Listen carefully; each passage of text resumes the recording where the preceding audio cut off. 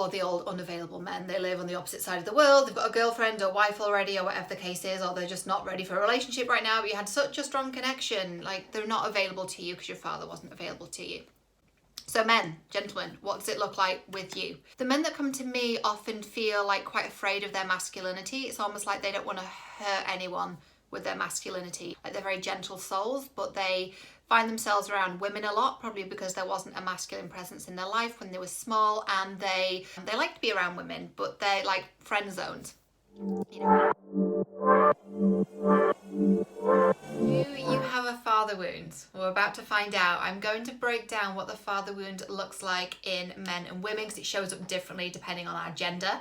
It just does. Woke police don't come for me. It just does. It shows up differently in men versus women. So we're going to talk about that.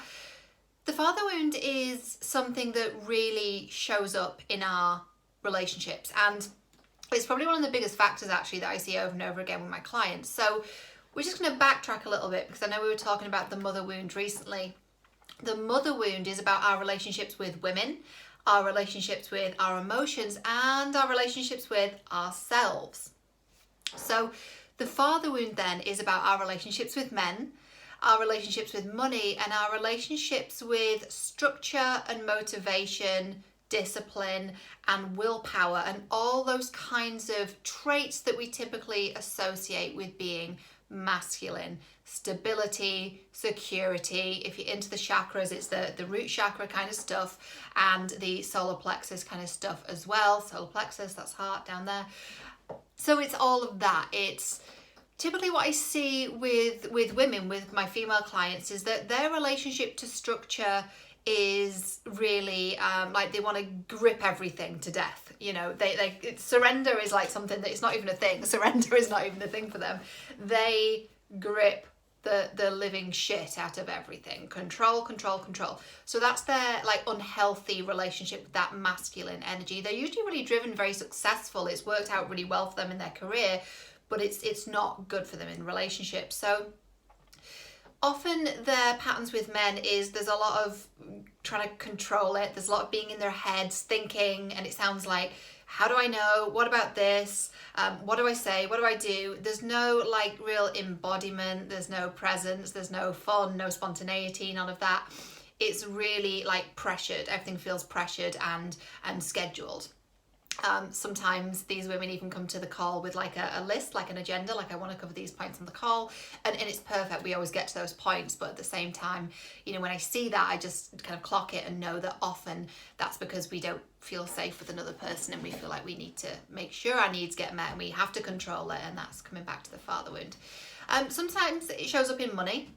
So sometimes you might have had a shaky relationship with money in the past. That may still be at play in your life, but it might have been this thing of money doesn't stay, it doesn't support me, money leaves, money abandons me. I can't count on it to be there. What does that sound like? Does it sound like your father? My guess is it probably does. So if you have a father wound and you're a woman, your relationships with men are going to be the men who leave you feeling like you've got to do it all. You've got to plan the dates, you've got to do all the things for them because you feel like they're not stepping up, is what I hear quite frequently. And what you're attracting is men that feel quite feminine, right? Or the old unavailable men. They live on the opposite side of the world, they've got a girlfriend or wife already or whatever the case is, or they're just not ready for a relationship right now, but you had such a strong connection, like they're not available to you because your father wasn't available to you. So men, gentlemen, what does it look like with you? So I see the men that come to me, I think there are men that have a father wound who become very, very wounded and really honestly don't like women, but they're not the men that I work with. The men that come to me often feel like quite afraid of their masculinity. It's almost like they don't want to hurt anyone with their masculinity, is the kind of the feeling that I get. Like they're very gentle souls, but they find themselves around women a lot, probably because there wasn't a masculine presence in their life when they were small, and they like to be around women, but they're like friend zoned. You know, they're seen as like the friend or the ally of women, which is beautiful. That's amazing. But, you know, fellas, I think you want to be like desired and respected as a man, not seen as like one of the girls. Like that doesn't feel very good to you, I don't think, right? Sometimes with the men that come to me, their relationship, like their purpose and motivation and drive, it's not really there. They're not always super driven, though they do work hard, and they don't really feel like they're doing what they should be doing with their lives. So they work and they do all of that, but they're not necessarily like driven. They're not driving their life forward, and they find it hard to stick to new habits, and they're very in their feelings rather than in their heads. So it's the opposite way around. What else do I want to tell you about the father wound and how it shows up? It's ultimately about when we've been exposed to wounded masculine energy. And I know that masculine energy has had a lot of bad press over the years, and I think being a man in 2021 is actually really difficult. I think there's a lot of you're told you're wrong no matter what you do, like all roads lead to misogyny, like that kind of really militant feminism, which is not my vibe at all, by the way. I think it's really damaging. Feminists, don't come for me, or you can, either way. We live in a free will universe.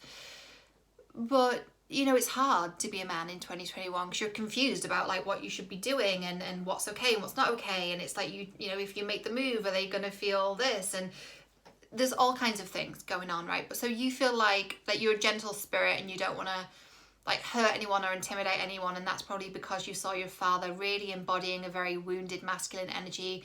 Maybe he was angry, maybe he was violent, maybe he wasn't respectful towards women, and you're just so terrified of becoming that, so you avoid all things masculine.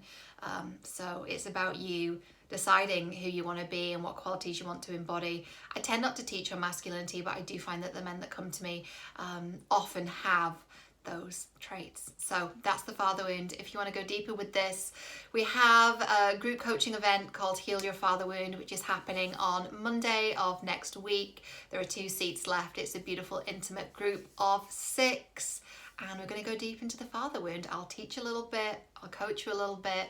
If that feels good to you, then come on down, join us. I'd love to have you. And follow me here on the Instagram machine. You can also find me on YouTube. Just type in my name into the YouTube machine, and you can find me on my website, which is cherylmuir.com. Parting wisdom for those that stay till the end. If you do have a father wound, it's not a life sentence, and I don't want you to take this information and use it to justify things going wrong, right? Oh, I have a father wound, so that's why this is all fucked up. No. It's just information. It's just information about the patterns that have been playing out in your life historically, and now you get to decide. You get to decide what's possible for you in moving forward. So it's up to you. You're in the driving seat of your life, and you get to choose and decide. Sending you tons of love.